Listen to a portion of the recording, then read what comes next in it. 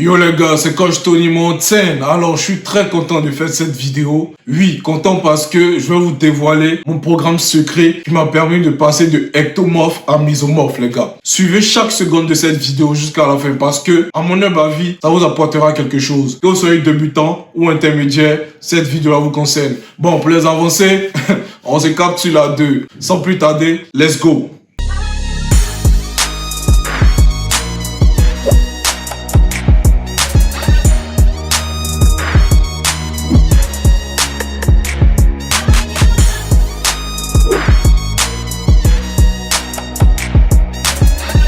Alors les gars, on va entrer dans le vif du sujet. Quand j'étais débutant, quand je commençais à muscu, j'avais pas vraiment cette notion de plusieurs choses, sur quoi commencer, ce genre de choses. J'ai commencé à tester tout et n'importe quoi, toucher un peu de tout, essayer de voir qu'est-ce qui allait aller, qu'est-ce qui n'allait pas, des exercices qui allaient peut-être me réussir ou pas. Mais après, j'ai décidé de choisir un programme et de le suivre sur 2 mois. C'est-à-dire, je me suis arrêté comme ça, j'ai fait Joe, flemme. Parce que si je veux tout le temps changer, j'ai compris que Joe, là, ça allait me fatiguer, ça allait être comme ci, comme ça. Donc, ce que j'ai fait, c'est que j'ai décidé de faire un programme simple et j'ai essayé de le suivre sur 2 mois. Ah les gars, c'est là que j'ai compris que la consistance, la persévérance, c'est la clé. En ce moment-là, je connaissais pas tout ce qui était type technique pour prendre en muscle, comme je le disais. Tout ce qui était PPL, push-push leg, méthode split, méthode full body, ce genre de choses. Je connaissais pas tout ça. J'avais pas vraiment ces notions-là. Mais, ce qui s'est passé, c'est que je me suis dit que si je vais en salle et que j'ai la possibilité de stimuler beaucoup plus de muscles en même temps, ça allait quand même m'arranger et ça allait me mettre un peu économique. Parce que vous savez,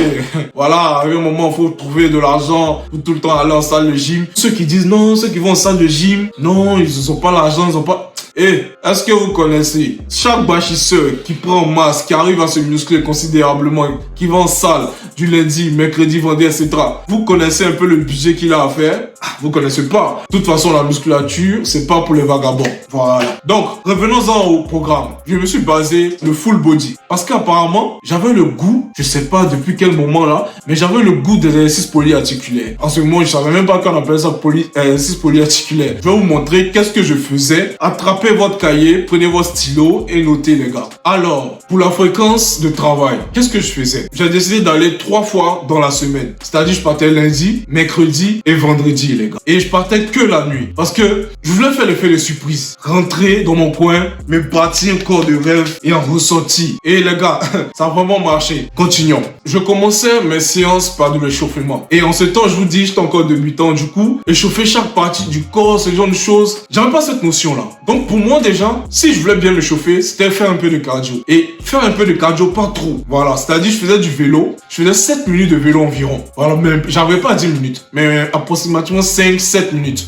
Souvent quand je suis un peu pressé, quand je suis un peu en retard, je fais juste 5 minutes et j'avance. Juste une manière de m'encenser les gars. Juste une manière d'attirer l'énergie. En gros, un super saillant, vous voyez un peu, me mettre déjà en mouvement, faire démarrer mon moteur. Et j'aimais ça. C'est-à-dire, j'aimais avoir cette petite transpiration-là avant chaque séance. Pendant un moment, je vais un peu rapidement, après je vais un peu slow. Je partais sur une base de 1 minute, 1 minute, 1 minute. Vous voyez un peu, 1 minute, j'essaie de me donner un peu à fond. Fais une pause de 30 secondes, je partais 1 minute, jusqu'à 7 minutes comme ça. C'était ça pour le début. L'exercice 2, j'attaquais les triceps. Ah, les triceps, c'est pour moi le meilleur muscle qui me permet de vraiment engager ma séance. Je commençais par les triceps parce que avoir les forces dans les bras me permettait déjà à 80% de réussite à séance. Et oui, donc je partais directement sur la machine à triceps et je faisais l'exercice triceps push down. Ah ouais, le meilleur des meilleurs. Et je vais vous donner une règle fondamentale que je respectais à chaque fois. En tout cas, sur la plupart de mes exercices, je faisais minimum 100 répétitions. Et j'essayais de trouver le moyen le plus rapide de toujours faire les 100 répétitions là, mais de manière qualitative. Je commençais avec les triceps push down, on bombe le torse, voilà, comme ça, vous attrapez la machine, faites comme ci, comme ça. Je partais à 20 répétitions. Je faisais 5 séries de 20 répétitions. Ça faisait mes 100 reps. Et quand je finis de faire les 20 répétitions, maximum 1 minute de repos. Parce que s'il y a trop de repos, les gars, vous risquez de casser un peu votre séance et puis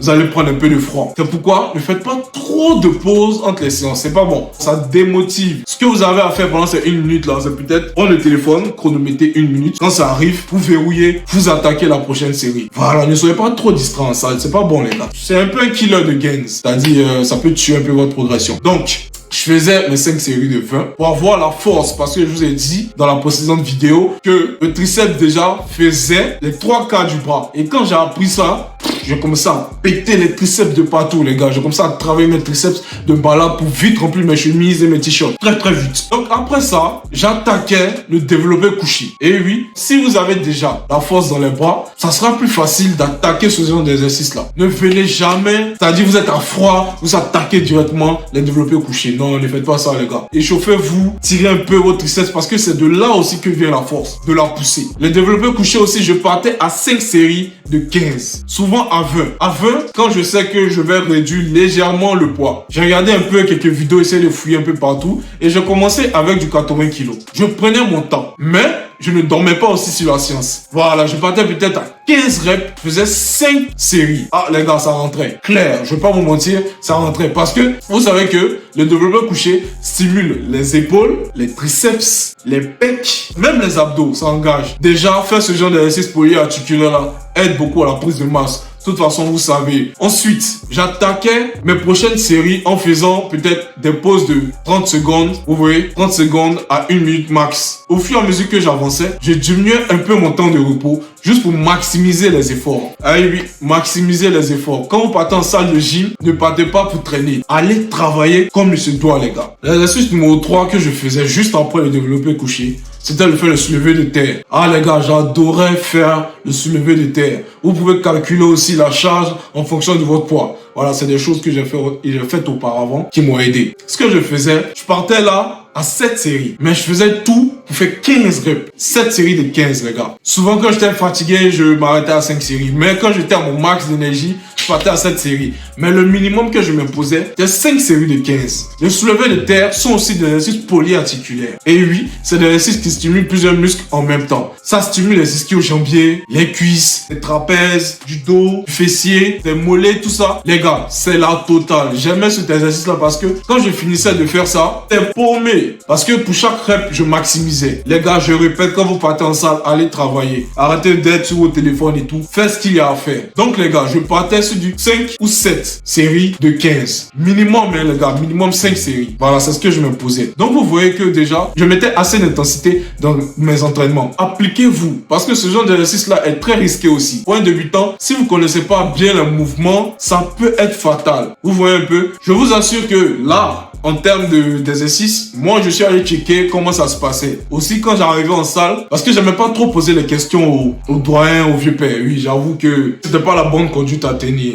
Hein, les gars, surtout quand vous partez en salle, n'hésitez pas à demander comment exécuter tel ou tel exercice. N'hésitez pas à demander à un gars à côté comment on utilise la machine. Hein, les gars, n'ayez pas honte. Vous êtes débutant, vous êtes peut-être intermédiaire, il y a certaines choses que vous ne connaissez pas. Et aussi, on ne finit jamais d'apprendre. Même moi actuellement, même si je maîtrise telle chose, il y a sûrement quelque chose que quelqu'un peut m'apprendre. Ne faites pas comme moi au départ parce que, voilà, je me disais que j'avais déjà prêté tout et tout. Voilà, Dieu merci pour moi, ça marchait, j'ai pas pris de blessure et tout, mais j'ai compris que fallait développer une certaine humilité. Et souvent même, vous pouvez trouver votre gym bro, une personne lambda qui peut devenir votre meilleur ami. Donc les gars, n'hésitez pas à demander, hein. Du coup, en quatrième exercice, juste après le soulevé de terre, ce que j'aimais faire, c'était les squats. Je mettais les squats au milieu de séance. Pourquoi je mettais au milieu de séance? C'était pour éviter d'avoir la flemme en fin de séance. Et je sais, on se connaît en bâchisseur, les gars, on sait. Souvent même, on néglige les jambes, on boit les jambes après avoir tué le yo, après avoir fait les biceps, les triceps. En fin de séance, il y a une certaine flemme. Donc pour éviter ça, je mettais ma séance de squat, bon, mes exercices de squat, en milieu de séance. Les squats sont aussi des exercices polyarticulaires. Ça stimule tout ce qui est bas du corps. Et je vous l'ai dit tantôt, ça stimule aussi la libido. Quand j'ai vu l'efficacité de certains, j'ai dit bon bah pourquoi pas essayer. Et je faisais des squats 5 séries de 20. Ah les gars, ça allait un peu long, je vais pas vous mentir. Faire 20 squats avec une certaine charge, ça allait un peu long. Mais ça demande une certaine concentration. Parce qu'arrivé un moment, les gars, tes jambes ne veulent plus répondre. Tes cuisses en ont marre. Mais tout est mental les gars. Tout est mental. Si tu décides de finir, tu vas finir ta séance. Hein les gars, finissez les reps. Et je vais vous dire un truc. Faites des reps clean. Voilà, faites des reps complètes. Les demi-reps, après si vous voulez, quand vous avez pris certains muscles, vous pouvez tester ça. mais faites des reps complètes. Travaillez le muscle profond, c'est très important. Je le dis ça tout le temps. Même au triceps, aux exercices d'épaule, tout, développé couché, faites des reps complètes. Parce que plus vous faites des reps complètes, plus vous travaillez le muscle profond. Et plus vous travaillez le muscle profond, même si vous laissez un mois, je vous dis, même si vous laissez un mois sans aller en salle de gym, le muscle, il sera là. Et je suis un exemple vivant. J'ai plusieurs fois fait des tests où je me laissais aller, je mangeais comme ça, je faisais même pas d'exercice, même des pommes je faisais pas. Mais je restais carré les gars. Parce que il fut un moment où j'étais très constant et je tapais des reps complètes. Du coup, ne jouez pas avec. Faites ce qu'il y a à faire. Les squats me permettaient d'atteindre un niveau d'équilibre. Parce que je vais vous le dire, si vous travaillez bien le bas du corps, vous serez très équilibré. Et l'équilibre pour un homme, c'est important. Ça va se jouer sur la démarche et tout. Donc vous devez faire très solide, vous devez faire très posé. Et pour faire poser, travaillez bien le bas du corps. Et oui, vous allez voir que vous allez avoir assez d'énergie même. Parce que travailler le bas du corps produit de l'énergie. Vous allez penser que ça fatigue, mais non. Ça produit de l'énergie. On connaît tous nos points G. On sait d'où la force vient. Donc déjà, si le bas est carré, il n'y a rien à dire. Donc, en 5e position, l'exercice que j'aimais faire était le développé militaire. Et oui, le développé militaire stimulait un haut point, mon haut du corps. C'est-à-dire les épaules, le haut des pecs qui est très important, trapèze. Aussi même ça rentrait un peu dans le dos parce que ça permettait de donner l'aile. Ouais, j'adore cette partie-là. Du coup, ce que je faisais, c'est que je faisais 5 séries, 15 reps. Souvent même je partais à 20 quand j'étais trop en forme. Mais je vais vous dire, à partir de la 3e série, ça chauffe les gars. Ça chauffe. Malade, ça pète. Je faisais appel aux esprits, à la terre. Parce que quand tu es arrêté, quand tu fais du développé militaire, la force vient d'en bas. Du coup, ça t'aide un peu à pousser la barre au-dessus de ta tête. C'est pourquoi je vous ai dit de bien travailler le bas. Parce que le bas va vous permettre d'être équilibré. Le bas va vous permettre d'avoir assez de puissance. Quand vous allez faire le développé militaire à partir de la 3e série, ça serait un peu ça. Et je partais à 6 séries quand j'étais un peu plus en forme. Mais je perdais ma notion de 5 séries minimum. 5 séries de 15. Souvent même pour arrondir à 100, je faisais quelques reps comme ça. Voilà, parce que je me disais que si je faisais 100 reps de chaque exercice, il y en a atteindre forcément le corps que je veux atteindre. Mais en même temps, je ne me regardais pas tous les jours dans le miroir. Voilà. Ça aussi, c'est un secret. Quand vous commencez la muscu et vous regardez, vous cherchez à chaque fois à voir votre progression. Ah, est-ce que j'ai grossi en une semaine, 2-3 jours? Vous allez vous décourager. C'est clair. Ça, c'est clair. Vous allez vous décourager. Le mieux, c'est de faire ce qu'il y a à faire sans vraiment vous soucier de comment ça agit. Suivez un programme, prenez-le jusqu'à la fin.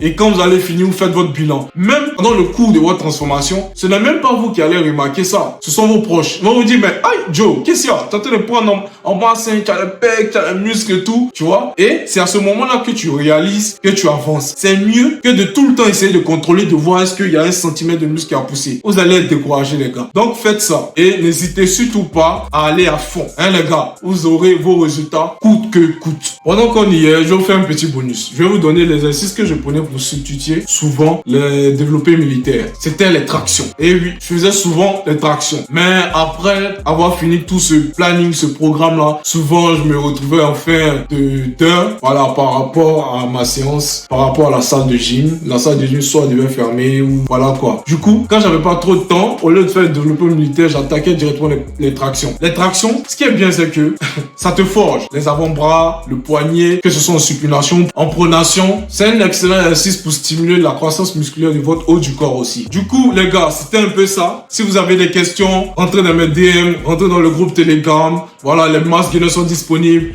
les brûleurs sont disponibles. Tout ce qu'il y a pour vous faire changer, pour vous transformer en Hulk sont disponibles. N'hésitez pas, posez-moi toutes vos questions. De toute façon, même si vous avez des propositions de sujets, entrez dans mes DM, on capte les gars. C'était coach Tony Monsen et je vous dis à bientôt.